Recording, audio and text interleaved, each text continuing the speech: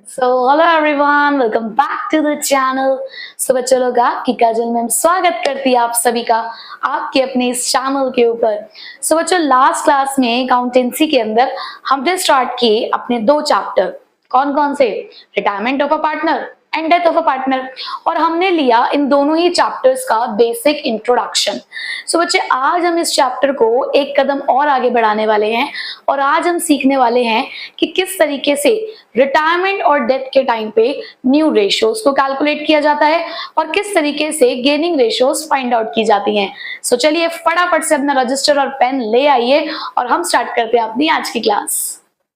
बच्चों, जिस तरीके से हमने एडमिशन के अंदर कुछ सिचुएशंस को देखा कि जब एक नया पार्टनर एंटर करता है फर्म के अंदर तो कुछ अलग अलग तरीके से हम उस नए पार्टनर को उसका शेयर प्रोवाइड कराते हैं। तो कुछ इसी तरीके की सिचुएशंस आप रिटायरमेंट और डेथ में भी देखोगे। बट हाँ, बहुत सारी सिचुएशंस नहीं है यहाँ पे एडमिशन की तरह। यहाँ पे बहुत ही सिंपल सिचुएशंस है और बहुत आसानी से आप न्यू रेशियोज को कैलकुलेट कर लोगे। तो मैं यहाँ पर आपको डिफरेंट टाइप्स ऑफ क्वेश्चंस के थ्रू उन सिचुएशंस को कवर अप कराने वाली हूँ। ठीक है, तो उसमें सबसे पहली सिचुएशन के लिए हमारे पास पहला क्वेश्चन है, A, B and C are partners sharing profits in the ratio of 1/2, 2/5 and 1/10. Find the new profit sharing ratio if. तो हमें क्वेश्चन में फाइंड आउट करनी है प्रॉफिट शेयरिंग रेशियो न्यू, और साथ साथ मैं आपको यहाँ पे गेनिंग रेशियो निकालना भी बताऊंगी। उन्होंने कहा है कि फर्स्ट केस में तो आप ये मान के चलिए कि बी रिटायर हो रहा है और दूसरा केस आपको ये लेकर चलना है कि ए डाइज, यानी कि ए की डेथ होती है। तो ऐसे केसेस में हम किस तरीके से न्यू रेशियोज फाइंड आउट करेंगे? बच्चे, न्यू रेशियो को फाइंड आउट करने से पहले तो मैं आपको कहूंगी कि आपको क्वेश्चन के अंदर जो यहाँ पे ये फ्रैक्शंस की फॉर्म में आपको शेयर्स दे रखे हैं जिनके डिनोमिनेटर सेम नहीं है, तो पहले आप इसको एक प्रॉपर रेशियो में कन्वर्ट करिए। बच्चे, ये हमें दे रखी है इनकी ओल्ड रेशियो। तो जब आप इनके डिनोमिनेटर्स को सेम करेंगे तो आपको यहाँ पर रेशियो मिलने वाली है 5:4:1। ठीक है, अब ये आपके सामने ओल्ड रेशियो है, विच मीन्स कि हमें क्वेश्चन में सिर्फ और सिर्फ जो पहली इंफॉर्मेशन मिली वो ये कि हमारे पास ओल्ड रेशियो गिवन थी, और साथ ही साथ हमें क्वेश्चन में ये बता दिया गया, अगर मैं ए पार्ट की बात करूं, कि जो बी है वो रिटायरमेंट ले रहा है। मतलब रिटायरिंग पार्टनर का नेम मुझे पता है। जब मुझे रिटायरिंग पार्टनर का नेम पता है तो मुझे ये पता है कि उसका कितना शेयर है। वो अगर रिटायरमेंट लेकर जाएगा तो वो अपना कितना शेयर बचे हुए पार्टनर्स के लिए छोड़कर जाएगा। ये बात मुझे क्लियर हो चुकी है। तो ऐसे में अब न्यू रेशियो कैसे फाइंड आउट की जाती है? तो ये बहुत सिंपल है। ये हमारी फर्स्ट सिचुएशन है जहां पर आपको सिर्फ ओल्ड रेशियो गिवन है और ये पता है कि कौन सा पार्टनर फर्म छोड़कर जा रहा है। तो आप क्या करेंगे, जो पार्टनर फर्म छोड़कर चला गया आप उसका शेयर हटा देंगे, और जो आपके पास रिमेनिंग शेयर आपको दिखा वही है आपकी न्यू रेशियो आपके कॉन्टिन्यूइंग पार्टनर्स की। विच मीन्स कि अगर बी ने रिटायरमेंट ली तो बी के रिटायरमेंट के टाइम पर ए और सी की जो न्यू रेशियो हो जाएगी वो कितनी हो जाएगी? 5:1। आपको जस्ट इतना ही करना है कि आपको रिटायरिंग पार्टनर का शेयर हाइड करना है, जो बची वही आपकी न्यू रेशियो। और एक मजेदार बात बताऊं आपको, इस केस में जो आपकी न्यू रेशियो होती है वही आपकी गेनिंग रेशियो भी होती है। आपको कैलकुलेट ही नहीं करना। याद है, जैसे एडमिशन के टाइम पे फर्स्ट केस में हमें सिर्फ ये पता था कि ओल्ड रेशियो क्या है और न्यू पार्टनर का शेयर कितना है, तो वहां पर सेक्रीफाइसिंग रेशियो ओल्ड रेशियो के बराबर थी। यहां पर न्यू रेशियो गेनिंग रेशियो के बराबर है। क्यों? क्योंकि हम ये अज्यूम कर रहे हैं कि जो कंटिन्यूइंग पार्टनर है वो अपनी न्यू रेशियो में ही इन फ्यूचर गेन करने वाले हैं। तो यहाँ पर गेनिंग रेशियो क्या रहेगी? 5:1। बस, बहुत सिंपल है। रिटायरमेंट टू डेथ तो बहुत ही सिंपल है। अगर आपने एडमिशन तक कर लिया ना तो ये समझो कि तुमने बहुत लंबा सफर तय कर लिया है। अब बस तुम कुछ ही दूरी पर हो, क्योंकि चैप्टर नंबर 1 और चैप्टर नंबर 4 यही हमारे लिए बहुत ही ज्यादा हार्ड वर्क कराने वाले चैप्टर्स हैं, वो हमने कर लिए हैं। तो बस अब तो ये छोटे छोटे से चैप्टर्स हैं, छोटे छोटे से कॉन्सेप्ट्स होंगे, इनको तो हम फटाफट पार कर जाएंगे। ठीक है, अब यही सिचुएशन में कहूं कि मैम चलो रिटायरमेंट में तो आपने ये बात बता दी, अब क्या यही बात डेथ के केस में भी अप्लाई होती है कि हमें पार्टनर्स की ओल्ड रेशियो पता है और हमें ये पता है कि किस पार्टनर की डेथ हुई है? तो यहाँ आपको पता लगा कि एक ही डेथ हो रही है, तो मैम क्या यहाँ पे भी यही करना है? बिल्कुल यही करना है। आपने यहाँ पर भी जिस पार्टनर की डेथ हुई है उसका शेयर हटाना है। जो आपके पास रिमेनिंग रेशियो बचा वही है new ratio of your continuing partners, which means 4:1। क्योंकि बच्चे मैंने आपको फर्स्ट क्लास में एक बात समझाई कि चाहे किसी की रिटायरमेंट हो रही है, चाहे किसी की डेथ हो रही है, हम अगर अकाउंटिंग पॉइंट ऑफ व्यू से सोचें तो कहने का मतलब सिर्फ इतना है कि एक पार्टनर फर्म छोड़कर जा रहा है, तो सीधा सा मतलब ये है कि उसका जो रिलेशन है उस फर्म के साथ वो खत्म हो रहा है। तो चाहे वो रिटायरमेंट में देखो, चाहे आप डेथ में देखो, तो बात तो एक ही है। तो यहाँ पर भी बच्चे वो केस अप्लाई होगा कि यहाँ पर भी जो गेनिंग रेशियो है वो आपके न्यू रेशियो के बराबर होगी। तो यहाँ पर गेनिंग रेशियो भी क्या निकल कर आएगी, 4:1। तो फर्स्ट केस तो बिल्कुल सिंपल है कि अगर आपको सिर्फ इतनी जानकारी है कि कौन से पार्टनर की डेथ और कौन से पार्टनर रिटायर हुआ है, तो आपको जस्ट उसका शेयर हाइड करना है, उसका शेयर हटाना है। जो रेशियो बची वही आपकी न्यू रेशियो है, वही आपकी गेनिंग रेशियो। समझ आ गया है? First case clear. अब चलते हैं अपने नेक्स्ट केस की तरफ। सो बच्चों अब बढ़ते हैं नेक्स्ट सिचुएशन की तरफ। तो उस नेक्स्ट सिचुएशन के लिए हमारे पास क्वेश्चन है that A, B and C are partners sharing profits in the ratio of 2:2:1। C retire और डाइज। मैंने यहाँ पे दोनों को एक साथ लिखा है क्योंकि दोनों के लिए जो अकाउंटिंग हमारा ट्रीटमेंट है वो सेम ही है, तो चाहे रिटायर्स लिखा हो चाहे डाइज लिखा हो, बात एक ही है। His share is taken by A and B in 1:2. Calculate the new profit sharing ratio and gaining ratio. अब अच्छा यहाँ पर हमारे पास अगर मैं क्वेश्चन में इंफॉर्मेशन देखूं तो एक इंफॉर्मेशन तो हमें ये बता दी गई है कि 3 पार्टनर्स थे पहले से ही बिजनेस के अंदर, 2:2:1 में प्रॉफिट और लॉस शेयर किया करते थे। अब यहाँ पर जो रिटायरमेंट ली है या जिसकी डेथ हुई है वो है हमारा सी पार्टनर, ठीक है।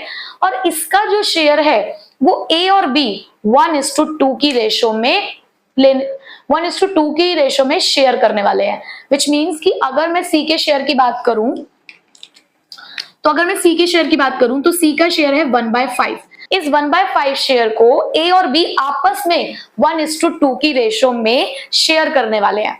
तो मैं आपको एक बात बताऊं यहाँ पे बहुत ही सिंपल सी, जो पार्टनर फर्म को छोड़कर जा रहा है या जिसका रिलेशन हमारी फर्म से खत्म होने जा रहा है, उसका शेयर जो कॉन्टिन्यूइंग पार्टनर आपस में शेयर करने वाले हैं जिस रेशो में, क्या वो रेशो गेनिंग रेशो नहीं है? वो कह रहे हैं कि हम आपस में आउटगोइंग पार्टनर का शेयर इस रेशो में बांटेंगे। इसका मतलब इसी रेशो में ही तो वो गेन करने वाले हैं। तो आपको यहाँ पर क्वेश्चन के अंदर सीधे सीधे गेनिंग रेशो तो मिली गई है विच इज 1:2। आपको कैलकुलेट करनी ही नहीं पड़ रही है गेनिंग रेशो, ना फर्स्ट केस में कैलकुलेट करी है ना हमने सेकंड केस में कैलकुलेट करी, बट हाँ न्यू रेशो तो आपको कैलकुलेट करनी पड़ेगी। तो वो अब आप कैसे करोगे भाई? अगर मैं ए के न्यू शेयर की बात करूं तो ए का ऑलरेडी शेयर है 2/5।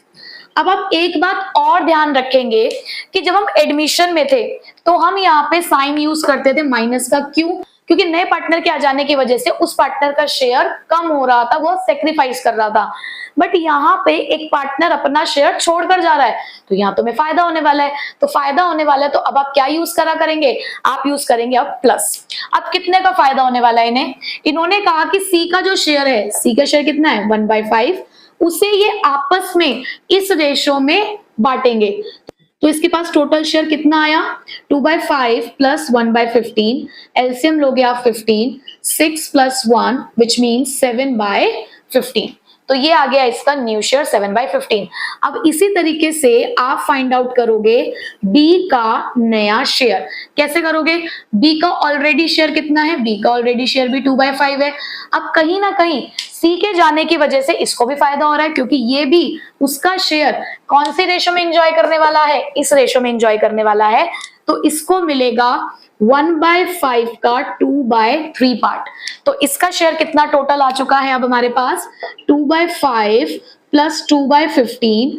अब यहां पर भी हमने लिया एलसीएम 15, तो 6 + 2 इसको मिलेगा 8/15। तो यहां से हमें न्यू रेशो मिली 7:8। लो जी, बहुत सिंपल तरीके से आपने न्यू रेशो कैलकुलेट कर लिया इस केस में। बस यहाँ पर आपको एक न्यू इंफॉर्मेशन गिवन थी। यहाँ उन्होंने आपको ये बता दिया था कि जो भी आउटगोइंग पार्टनर है उसका जो शेयर है वो कॉन्टिन्यूइंग पार्टनर कौन सी रेशो में आपस में डिस्ट्रीब्यूट करेंगे। तो बस वही हमारे लिए गेनिंग रेशो बनी और उसी गेनिंग शेयर को हमने उनके रिस्पेक्टिव शेयर्स में प्लस कर दिया जिससे कि हमें मिल गई उनकी न्यू रेशो। तो बस ये इतना ही सिंपल है। चलिए कुछ और क्वेश्चंस करते हैं और कुछ और सिचुएशंस को यहाँ पर हम लोग देखते हैं। सो बच्चे अब हमारे पास थर्ड सिचुएशन क्या है कि किस तरीके से क्वेश्चन आपसे पूछा जा सकता है। क्वेश्चन में लिखा है A, B and C are partners sharing profits in 4:3:2. C retires or dies. यहाँ पर भी हमारे पास कंडीशन वही है कि जो एक C पार्टनर है या तो उसकी रिटायरमेंट हो रही है या उसकी डेथ हो रही है।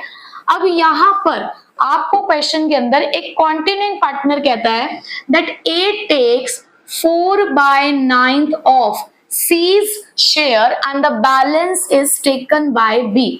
अब यहाँ पर ना पिछले क्वेश्चन में तो उन्होंने आपको डायरेक्टली एक रेशो दे दी थी जिससे आपने तुरंत बता दिया कि ये उनकी गेनिंग रेशो है और इसी रेशो के अंदर जो आउटगोइंग पार्टनर है उसका शेयर गेन करने वाले हैं। बट इस क्वेश्चन के अंदर उन्होंने हमें डायरेक्टली रेशो नहीं दी, उन्होंने हमें फ्रैक्शन में ये बात बोली और फ्रैक्शन भी सिर्फ एक ही पार्टनर का उन्होंने हमें बताया। तो पहले जरा मैं यहां से अगर इंफॉर्मेशन निकालू कि क्या क्या अवेलेबल है, तो ए बी सी 3 पार्टनर हैं, 4:3:2 में प्रॉफिट और लॉस शेयर कर रहे थे और इतने में हमें पता चला कि हमारा जो आउटगोइंग पार्टनर है वो कौन है, सी। और यहाँ पे जो सी का शेयर है वो कितना है, 2/9। अब ये कहा गया कि जो 2/9 सी का शेयर है इसे ये दो लोग शेयर करने वाले, कौन कौन, ए और बी। अब यहाँ पे ये कहा गया कि ए सी के शेयर का 4/9 पार्ट लेगा। तो बताओ भाई बैलेंस जो जा रहा है बी के पास वो कितना होगा। अब ये बात तो आप सभी जानते हो ना कि किसी का भी शेयर किसके बराबर होता है, 1 के बराबर होता है। भाई अगर आप किसी भी शेयर को बांटते हो तो उन बटे हुए टुकड़ों को जब आप एक साथ मिलाते हो तो वो आपको 1 की काउंटिंग देता है। जैसे कि सपोज करो आपके पास पिज्जा है और उस पिज्जा के अंदर 6 स्लाइसेस हैं, जब आपने वो 6 स्लाइसेस अलग अलग लोगों में बांट दी, लेकिन जब आपने उनको इकट्ठा किया एक साथ तो 6 स्लाइसेस से आपको क्या मिलेगा, एक पिज्जा मिलेगा। तो उसी तरीके से आपने सी के शेयर को 2 हिस्सों में बांटा। आपने कहा कि एक हिस्सा है 4/9, तो मुझे उसे एक हिस्सा बनाने के लिए क्या करना पड़ेगा, कितना शेयर बी को देना पड़ेगा, 1 - 4/9 विच इज इक्वल्स टू 5/9। मतलब क्या हुआ कि सी के शेयर का 4/9 पार्ट ए लेगा और 5/9 पार्ट कौन लेगा, बी लेगा। तो यहां से ना बच्चे आपको गेनिंग रेशियो मिल गई है 4:5। ये बात यहां से क्लियर हुई कि इसकी गेनिंग रेशियो कितनी रहेगी, 4:5, क्योंकि यही इनके गेन शेयर है। अब न्यू रेशियो कैसे कैलकुलेट होगी, बहुत आसान है न्यू रेशियो को कैलकुलेट करना। पहले अगर हम देखें कि इनके पुराने शेयर कितने हैं, तो ए का पुराना शेयर है 4/9 और बी का पुराना शेयर है 3/9। अब क्योंकि जो आउटगोइंग पार्टनर है ये उसके शेयर को एंजॉय करने वाले हैं तो इनका शेयर इंक्रीज होगा, तो हमने लगा दिया है प्लस का साइन। अब सी के शेयर का जो ए है वो कितना शेयर लेने वाला है, 4/9। उसी तरीके से सी के शेयर का बी कितना एंजॉय करने वाला है, 5/9। तो हमने यहाँ पे जो इनके गेनिंग शेयर्स हैं पहले वो फाइंड आउट किए कि कितना इनका गेनिंग शेयर रहा। तो टोटल शेयर अगर मैं देखूं इनका तो 4/9 प्लस 8/81, तो एलसीएम लोगे आप 81, तो 36 प्लस 8 विच मीन्स 44/81। ये ए का न्यू शेयर निकल कर आया। अब आप अगर इसी तरीके से बी का शेयर देखोगे तो 3/9 प्लस 10/81, आपने यहां पर भी एलसीएम लिया 81, 27 plus 10 which is equals to 37/81। So new ratio is 44:37। लो बच्चे यहां पर भी आपने पुराने ही क्वेश्चन की तरह काम किया, सिचुएशन नंबर 2। बस द ओनली डिफरेंस इज कि वहां पर रेशो पहले से ही गिवन थी तो हमने डायरेक्टली गेनिंग रेशियोज को मान लिया। यहां पर हमें गेनिंग रेशियो गिवन नहीं थी, एक फ्रैक्शन गिवन था, एक का गिवन था दूसरे का गिवन नहीं था, तो वो हमने खुद से फाइंड आउट कर लिया। बस यही था, सिंपल सा केस ये। तो बच्चे अब हमारे पास जो नेक्स्ट क्वेश्चन है नेक्स्ट सिचुएशन के साथ वो है A, B and C are partners sharing profit in the ratio of 5:3:2 and C retires or dies। तो यहाँ पर भी हमारे पास हमने C को बहुत परेशान कर रखा है, उसी की रिटायरमेंट और उसी की डेथ हो रही है बार बार। तो यहाँ पर C की रिटायरमेंट या C की डेथ होती है and his share is taken by A। अब यहां पर भी क्वेश्चन के अंदर आपको ये बता दिया गया है कि जो आउटगोइंग पार्टनर है उसका शेयर कौन कौन लेने वाला है। अब यहाँ पे तो कौन कौन की बात ही नहीं है, अब तक जो हमने क्वेश्चंस करे उसमें तो सारे ही कॉन्टिन्यूइंग पार्टनर जो थे वो आउटगोइंग पार्टनर के शेयर को एंजॉय करने वाले थे। बट अब इस केस में हमने देखा कि सिर्फ एक ही पार्टनर जो आउटगोइंग पार्टनर है उसका शेयर एंजॉय करने वाला है या मैं कहूं गेन करने वाला है। तो ऐसे में न्यू रेशियोज को कैसे फाइंड आउट किया जाएगा, सबसे पहले जरा मैं इंफॉर्मेशन यहाँ पर फिल्टर करके लिख देती हूँ। कि ए बी सी 3 पार्टनर हैं, 5:3:2 में प्रॉफिट और लॉस शेयर किया करते थे, और हमें यहाँ से इंफॉर्मेशन मिली कि यहाँ पर जो सी है वो हमारा आउटगोइंग पार्टनर है, ठीक है। और अब सी का शेयर कितना है, बेसिकली 2/10। तो ये 2/10 शेयर कौन गेन करने वाला है, अकेला हमारा ए। तो देखते हैं जरा हमारे यहाँ पर न्यू रेशियो फिर अब क्या निकल कर आती है। ए का ऑलरेडी शेयर था 5/10, अब क्योंकि वो गेन करने वाला है तो हमने लिया प्लस का साइन, और उसे कितना शेयर मिलने वाला है सी से, 2/10। तो उसका टोटल शेयर हमारे पास कितना निकल कर आता है, 7/10। अब मैं यही अगर बी की बात करूं तो बी का ऑलरेडी शेयर कितना है, 3/10। क्या उसे सी के शेयर में से कुछ भी हिस्सा मिलने वाला है, नहीं, वो कुछ भी गेन नहीं करने वाला है, तो इसका मतलब उसका गेनिंग शेयर तो है बिल्कुल 0। तो उसका जो ओल्ड शेयर था वही उसका न्यू शेयर रहेगा। तो ऐसे में जो न्यू रेशियो है वो क्या निकल कर आई हमारी, 7:3।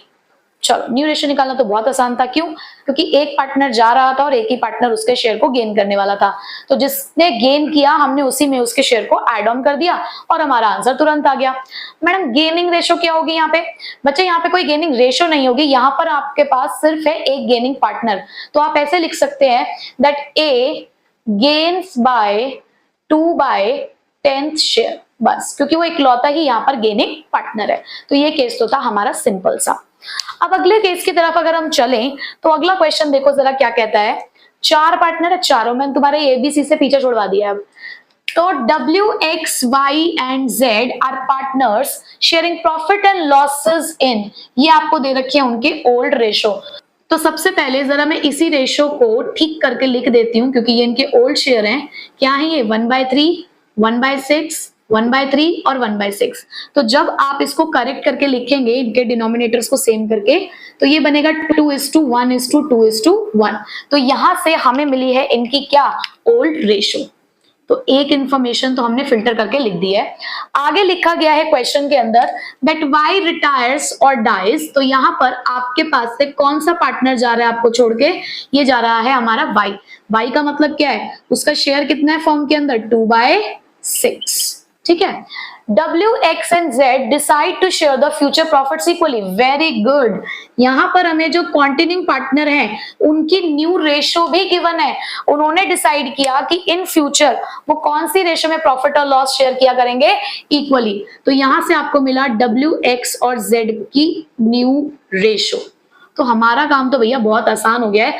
अब आप मुझे एक बात बताओ कि अगर आपको क्वेश्चन में ऑलरेडी न्यू रेशियो गिवन है तो क्या न्यू रेशियो कैलकुलेट करनी होगी, नहीं। तो इसीलिए आपसे क्वेश्चन में क्या पूछा गया, सिर्फ और सिर्फ गेनिंग रेशियो। और बच्चे जब इस तरीके का क्वेश्चन आए कि आपको क्वेश्चन खुद ही न्यू रेशियो दे दे, तो वहां आप डायरेक्टली गेनिंग रेशियो नहीं लिखेंगे। आपके पास एक ही रास्ता बचता है उस क्वेश्चन में गेनिंग रेशियो को निकालने का, और वो है आपका formula which is new ratio minus old ratio. अब तक मैंने आपको गेनिंग रेशियो का फॉर्मूला नहीं बताया था, स्टार्टिंग में भी नहीं बताया था इंट्रोडक्शन में, बट अब बता रही हूं कि अगर कभी भी आपको क्वेश्चन खुद बता दे कि न्यू रेशियो क्या है, तो वहां आप गेनिंग रेशियो खुद कैलकुलेट करेंगे by applying the formula new ratio minus old ratio. तो फटाफट से जरा इनकी गेनिंग रेशियो हम निकाल लेते हैं। सबसे पहले W की न्यू रेशियो क्या है, 1/3, और उसकी ओल्ड रेशियो क्या थी, 2/6। तो आप यहां पर जब एलसीएम लेंगे तो 6, 2 - 2 यानी कि ये आ गया निल। ना तो ये गेन कर रहा है ना ही ये सेक्रीफाइस कर रहा है। एक्स के लिए इसी चीज को कैलकुलेट करोगे तो उसकी न्यू रेशियो है 1/3, बट उसकी जो ओल्ड रेशियो है वो है 1/6। आपने यहाँ एलसीएम लिया तो 2 - 1, 1/6 पॉजिटिव आ रहा है। गेनिंग रेशियो का फॉर्मूला लगा के ये पॉजिटिव आ रहा है। आप खुद देखो, इसका न्यू शेयर है 2 और ओल्ड शेयर है 1, तो दैट मींस ये गेन कर रहा है ना, तो ये है हमारा गेनिंग शेयर, तो ये है हमारा गेनिंग पार्टनर। अब Y तो चला गया, उसको तो छोड़ दो। अब यहाँ पे मैं देखूं Z, तो Z के लिए अगर हम इसी चीज को कैलकुलेट करें तो 1/3 उसका न्यू रेशियो है और 1/6 उसका ओल्ड शेयर था। सिमिलर कंडीशन आपको यहाँ पे देखने को मिलेगी 1/6, तो ये भी हो गया हमारा गेनिंग पार्टनर। तो इस क्वेश्चन के अंदर जो गेनिंग रेशियो है वो क्या निकल कर आई आपकी, 1:1। तो ये तो सबसे ज्यादा आसान था, क्योंकि इसमें जस्ट आपको क्या करना था, फॉर्मूला अप्लाई करके जस्ट उनका गेनिंग रेशियो फाइंड आउट करना था, ठीक है। सो चलिए बच्चों करते हैं जस्ट अब एक लास्ट क्वेश्चन, और इसके बाद आपका ये वाला टॉपिक हो जाएगा बिल्कुल complete. So question is P, Q and R are partner sharing profits in 7:5:3। तो यहां से हमें इंफॉर्मेशन मिली कि एक ओल्ड रेशियो दे रखी है 7:5:3। P रिटायर्स, तो यहाँ पर हमारा जो पहले वाला पार्टनर है वो रिटायरमेंट ले रहा है। अब यहाँ मैंने नहीं लिखा है कि पी डाइज, बट आपको पता है कि सिचुएशन सेम ही होती है। And it is decided that profit sharing ratio between Q and R. अब यहाँ से बात थोड़ी ध्यान देने वाली है। उन्होंने बोला कि पी के रिटायरमेंट के बाद उन लोगों ने डिसाइड किया that the profit sharing ratio between Q and R। अभी Q एंड R कौन है? जो कॉन्टिन्यूइंग पार्टनर है। P के रिटायरमेंट के बाद जो कॉन्टिन्यूइंग पार्टनर है, उन्होंने डिसाइड किया कि उनकी जो रेशियो है will be same as existing between P and Q। क्या मतलब है इस लाइन का? उन्होंने कहा कि हम अपनी रेशो उतनी ही रखेंगे जितनी रेशो P और Q के बीच की है। क्या कहना चाह रहे हैं वो बच्चे? पहली बात तो उन्होंने हमें ये बताई कि P, Q एंड R पहले जो प्रॉफिट और लॉस शेयर कर रहे थे वो 7:5:3 की रेशो में कर रहे थे। फिर उसके बाद हमें ये पता चला कि P की हो गई है रिटायरमेंट। अब बचे हैं Q और R। अब Q और R ने एक बात कह डाली कि भैया इन फ्यूचर की बात हो रही है, इसका मतलब वो अपनी न्यू रेशो के बारे में बात कर रहे हैं। वो कह रहे हैं कि इन फ्यूचर हम दोनों अपनी रेशो Q एंड R, हम दोनों अपनी रेशो उतनी रखेंगे जितनी P और Q के बीच में रहती थी। यानी कि P और Q पुराने रेशो को जिस तरीके से आपस में शेयर किया करते थे, अब वही सेम रेशो हम अपनी रखेंगे। तो अगर मैं P और Q को देखूं, R को हटा दूं, तो P और Q के बीच की रेशो तो कितनी है? 7:5। तो इसका मतलब उन्होंने हमें सीधे सीधे ये बता दिया है कि Q और R इन फ्यूचर कौन सी रेशो में प्रॉफिट और लॉस शेयर करने वाले हैं? 7:5। तो यहाँ पे इस क्वेश्चन में अगर आपके न्यू रेशो की मैं बात करूं तो आपको डायरेक्टली ही न्यू रेशो मिल गई है। क्यों? क्योंकि यहाँ पर उन्होंने खुद थोड़ी घुमा के लाइन ये बोली, ये नहीं बोला कि उनकी रेशो कितनी है, उन्होंने घुमा के ये लाइन बोली कि भाई जो कॉन्टिन्यूइंग पार्टनर है Q और R, वो इन फ्यूचर आपस में अपनी रेशो कैसी रखना चाहते हैं? जैसे कि पहले P और Q के बीच में रहा करती थी। तो P और Q की बात हो रही है सिर्फ, तो मुझे R को हटा के इस चीज को देखना होगा। तो P और Q के बीच की रेशो थी सिर्फ 7:5। तो हमारी Q और R की भी जो न्यू रेशो है फिर वो क्या हो जाएगी? 7:5। तो क्वेश्चन में आपको न्यू रेशो तो डायरेक्टली मिल गई। अब बात करते हैं गेनिंग रेशो की। तो आपको तो बच्चे ये बात पता है ना कि गेनिंग रेशो किस तरीके से कैलकुलेट होती है। जब क्वेश्चन में ऑलरेडी न्यू रेशो हो तो by applying the formula new ratio minus old ratio. तो ये काम तो हमारे लिए बहुत आसान है, हम फटाफट कर लेते हैं। तो अगर मैं Q के न्यू रेशो की बात करूं तो अब Q का न्यू रेशो कितना है मेरे पास? 7/12। और अगर मैं उसके ओल्ड रेशो की बात करूं तो ओल्ड रेशो कितना रहा था उसका? 5/15। ये देखो पूरा टोटल लोगे आप, ठीक है। तो अब आप इसका अगर एलसीएम लेंगे तो एलसीएम आपको मिलेगा 60। तो ये आया आपका 35 - 20 विच इज इक्वल्स टू 15/60। ऐसे ही अगर आप R के लिए कैलकुलेट करोगे तो R की न्यू रेशो है 5/12 और ओल्ड रेशो है 3/15। तो अब यहाँ पर अगर आप एलसीएम लेंगे तो वो आएगा 60, यानी कि 25 - 12 विच इज इक्वल्स टू 13/60। तो गेनिंग रेशो आपको इनकी क्या नजर आ रही है? 15:13। बस हो गया आपका क्वेश्चन सॉल्व। मुझे जो इस क्वेश्चन में आपको बात समझानी थी वो यही समझानी थी कि किस तरीके से यहाँ पर घुमा फिरा के आपको क्वेश्चन में डायरेक्टली न्यू रेशो गिवन है, ठीक है। सो बच्चों यहाँ पर मैंने आपको सारे न्यू रेशो के केसेस कवर अप करे, सारी सिचुएशंस मैंने आपको समझाई कि क्या हो सकता है, कैसे हो सकता है। तो आई होप कि आपको सारी सिचुएशन बहुत अच्छे से समझ आ गई होंगी। क्वेश्चन में क्लियरली सारी चीजें गिवन कि कौन आउटगोइंग पार्टनर का शेयर गेन करने वाला है, क्या सारे करने वाले हैं या कोई एक पार्टनर करने वाला है, ये सारी सिचुएशन क्वेश्चन में गिवन होती है, ठीक है बच्चे। सो अब आपको क्या करना है, क्योंकि मैंने तो यहाँ पर कंबाइन करके आपको क्वेश्चंस करा दिए हैं, क्योंकि आपको तो ये सेपरेट चैप्टर्स की तरह दे रखे हैं, तो आप चैप्टर के पीछे जो प्रैक्टिकल प्रॉब्लम्स दे रखी है सेपरेटली दोनों चैप्टर्स की, वहां से आप लोगों ने न्यू रेशो और गेनिंग रेशो कैलकुलेट करने के क्वेश्चन सॉल्व करने हैं। और अगर आपको लगता है कि कोई क्वेश्चन ऐसा है जो नया है, जो नहीं आपसे सॉल्व हो पा रहा है, कि डेथ में कुछ अलग दिख रहा है आपको, तो आप मुझे वो वाला क्वेश्चन या तो कमेंट बॉक्स में लिख सकते हैं या मुझे इंस्टाग्राम पे डीएम कर देना, तो मैं आपके लिए उसका सॉल्यूशन आपको प्रोवाइड कर दूंगी, ठीक है बच्चे। सो आपने लेकिन अपनी रिस्पॉन्सिबिलिटी को पूरा करते हुए दोनों जगह से क्वेश्चंस को सॉल्व करना है। फिर नेक्स्ट क्लास में हम बढ़ेंगे इसके नेक्स्ट कॉमन टॉपिक की तरफ, which is valuation and accounting for goodwill, ठीक है बच्चे। सो मिलेंगे आपसे नेक्स्ट क्लास में। Till then take care, bye bye.